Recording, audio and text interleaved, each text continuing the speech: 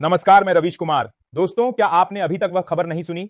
6 अगस्त PM Modi का कुर्सी पर आखिरी दिन है। दरअसल राहुल गांधी के हाथ ऐसा एटम बम खतरनाक वाला सबूत लगा है जिससे मोदी और अमित शाह दोनों की नींद उड़ चुकी है। जी हां, पूरे भाजपा में खलबली मच गई है। दोस्तों, यह खबर सुनकर आपकी आंखों में आंसू आ गए होंगे और दिल में भी गुस्सा आ गया होगा, है ना? तो चलिए पूरी खबर को शुरू से लेकर अंत तक ऐसे अंदाज में देखते हैं जिससे आप वीडियो में बने रहेंगे। और हां, चैनल को लाइक और सब्सक्राइब जरूर करें। सूत्रों के मुताबिक राहुल गांधी के हाथ जो फाइलें लगी हैं उनमें सिर्फ आंकड़े नहीं, गवाह, दस्तावेज, वीडियो फुटेज और व्हाट्सएप चैट्स तक शामिल हैं। बताया जा रहा है कि उनके पास कुछ जिलों के रिटर्निंग अफसरों की गुप्त रिकॉर्डिंग्स हैं जिनमें उन्हें ऊपर से आए कथित दबावों की बात स्वीकार करते हुए सुना गया है।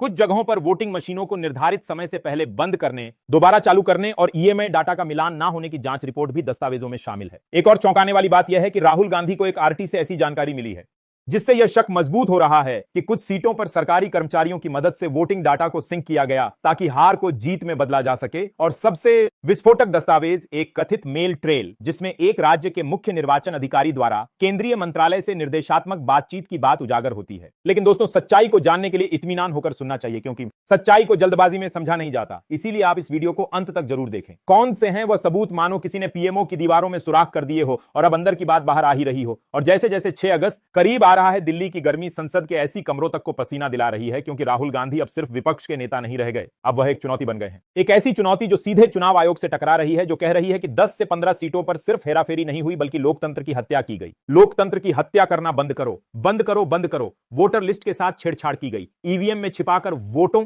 का भविष्य बदल दिया गया और चुनाव आयोग इसे देखकर भी आंखें मूंदे बैठा रहा। और आज जब राहुल गांधी सीना ठोक कर कह रहे हैं कि चुनाव आयोग चोर है, तो सवाल सिर्फ उनके शब्दों का नहीं है। सवाल उस आत्मविश्वास का है जो अंदर से निकल रहा है, जो बताता है कि इस बार उनके पास नारे नहीं, सबूत हैं। और वह भी ऐसे सबूत जो कैमरों में कैद हैं, दस्तावेजों में दर्ज हैं और 6 अगस्त को शायद देश की सबसे बड़ी राजनीतिक विस्फोट की तरह सामने आने वाले हैं। अब जरा सोचिए, अगर 10 से 15 सीटों पर दोबारा चुनाव कराने की नौबत आ जाए और बीजेपी उन सीटों पर हार जाए, तो क्या नरेंद्र मोदी प्रधानमंत्री बने रह सकते हैं? जवाब सीधा है नहीं, क्योंकि तब बहुमत का आंकड़ा टूट जाएगा और सरकार को फ्लोर टेस्ट से गुजरना पड़ेगा। और सूत्र बता रहे हैं कि विपक्ष पहले से इस स्थिति की तैयारी में था। राहुल गांधी की आक्रामकता, प्रेस कॉन्फ्रेंस, दस्तावेज और शांति से देख रही जनता, सब मिलकर अब इस एक बड़े सवाल की तरफ बढ़ रहे हैं कि क्या भारत का अगला प्रधानमंत्री वो इंसान होगा जिसे सालों तक मजाक बनाया गया, लेकिन जिसने अंत में लोकतंत्र को मजबूत किया। और अगर यह होता है तो 6 अगस्त को सिर्फ एक तारीख नहीं होगी, वह दिन होगा जब देश की जनता बोलेगी अब की बार सच की सरकार। अब सवाल यह है कि आखिर वह कौन से सबूत हैं जिनकी वजह से राहुल गांधी इतनी आत्मविश्वास के साथ चुनाव आयोग को खुलेआम चोर कह रहे हैं? क्योंकि जिस तरह मोदी सरकार ने नायडू और नीतीश को जोड़कर बहुमत का जाल बुनने की कोशिश की थी, अब वही दो चेहरे पलटी मारते दिख रहे हैं। नायडू का बर्ताव अब राहुल गांधी के समर्थन में झुकता दिख रहा है और नीतीश कुमार, जो कभी डगमग जहाज के कप्तान माने जाते थे, अब मोदी के जहाज से कूदते नजर आ रहे हैं।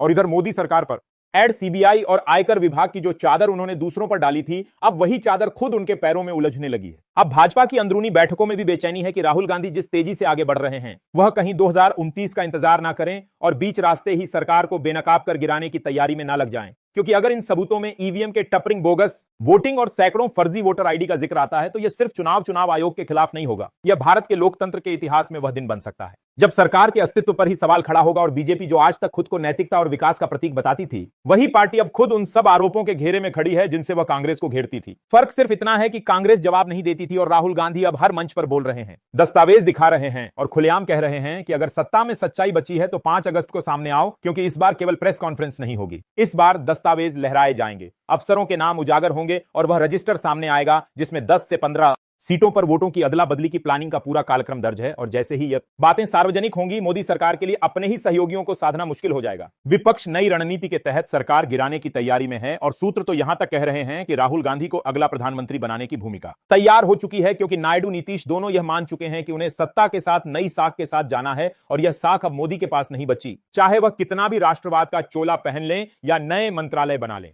सवाल अब उनके चेहरे की थकान से है, जो साफ दिखा रही है कि 2024 भले जीत लिया गया हो, लेकिन 2025 में कुर्सी हाथ से फिसलती दिख रही है। और देश की जनता, जो कभी मौन थी, अब हर खुलासे को सोशल मीडिया पर वायरल कर रही है। और जो सिस्टम सालों तक दबाया गया, वही अब हर मोबाइल स्क्रीन पर नंगा हो गया है। और अगर यह सबूत, यह दस्तावेज, यह स्टिंग ऑपरेशन और यह अंदरूनी रिपोर्ट्स 6 अगस्त को बाहर आती हैं, तो समझिए मोदी सरकार का आखिरी भाषण शायद वही होगा और चुनाव आयोग को फिर से सिर्फ ईमानदार नहीं बल्कि जवाबदेह बनना पड़ेगा। 40 साल से ऊपर के हजारों ऐसे मतदाता पहली बार वोटर बने हैं जिनका नाम पहले किसी भी सूची में नहीं था। क्या यह महज इत्तेफाक है या कोई बड़ी साजिश? यानी अगर यह सब दस्तावेज 6 अगस्त को राहुल गांधी जनता के सामने रख देते हैं, तो सिर्फ मोदी सरकार नहीं बल्कि चुनाव आयोग की संस्था पर भी जनता का विश्वास हिल सकता है। और अब यह सिर्फ सवाल नहीं है कि सरकार कितनी टिकेगी, असली सवाल यह है कि क्या इस बार भारत का लोकतंत्र सत्ता से बड़ा साबित होगा और क्या इस बार देश के 140 करोड़ लोगों की निगाहों के सामने वह सच्चाई उजागर होगी जिसे सालों तक दबाया गया, झूठा कहा गया और पप्पू की धूल में छिपाया गया। लेकिन अब वही पप्पू सत्ता का सबसे बड़ा आईना लेकर आ रहा है और अगर यह सबूत सही निकले तो इतिहास फिर से लिखा जाएगा और उस इतिहास में यह दर्ज होगा कि वोटों से नहीं, साजिशों से जो जीते थे उन्हें आखिरकार सच ने हराया। क्योंकि यह सवाल राहुल गांधी की जान को लेकर है और उनके उस सच को लेकर है जिसे उजागर करना अब शायद जानलेवा बन चुका है। एनडीटीवी का माइक हो या देश का संविधान, दोनों को खामोश करने की कोशिश की जा रही है। क्या राहुल गांधी सच में खतरे में है या फिर जैसे संविधान को डॉक्यूमेंट कहकर खारिज किया गया वैसे ही अब सच बोलने वालों की जान को भी कोटल डैमेज मान लिया गया है? जवाब गोदी मीडिया नहीं देगा क्योंकि उन्हें सिर्फ इतना पता है कि राहुल गांधी की टी-शर्ट कितनी महंगी थी। मगर हम पूछेंगे कि अगर एक नेता जो विपक्ष की सबसे बुलंद आवाज है, अगर उसे ही चुप कराने की कोशिश हो रही है तो क्या देश अब भी लोकतंत्र है? जुड़े रहिए क्योंकि आगे जो खुलासे होंगे वो आपको गोदी मीडिया कभी नहीं बताएगी। क्या वाकई राहुल गांधी की जान को खतरा है? क्या विपक्ष की सबसे मजबूत आवाज को चुप कराने की साजिश हो रही है? क्यों कांग्रेस को अब Z+ सुरक्षा से भी ज्यादा सतर्क रहना पड़ रहा है? क्या कमांडो तैनात करने का फैसला किसी बहुत बड़े खतरे का संकेत है? इन तमाम सवालों के जवाब